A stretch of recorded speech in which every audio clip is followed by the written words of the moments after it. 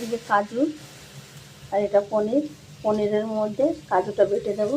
এই যে আলু মশলা, এখানে আলু দিয়ে মশলা দিয়ে কড়াইশুঁটি দিয়ে কষিয়ে নিচ্ছি। এটা রুটি হবে। এই যে আটাটা রেখে দিয়েছি, মাখবো, রুটি হবে।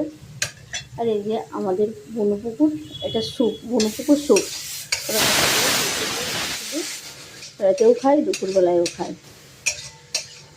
দেখো আমি কীরকম করে কষিয়ে রান্না করছি, তোমরা কীরকম করে রান্না করো।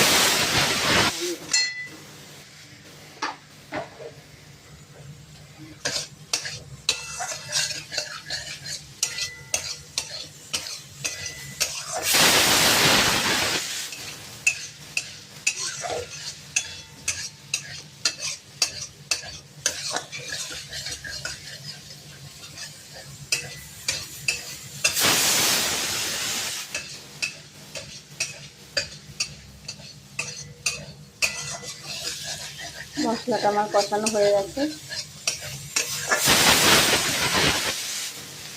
পরিমাণ মতন একটু জল দিয়ে দেবো।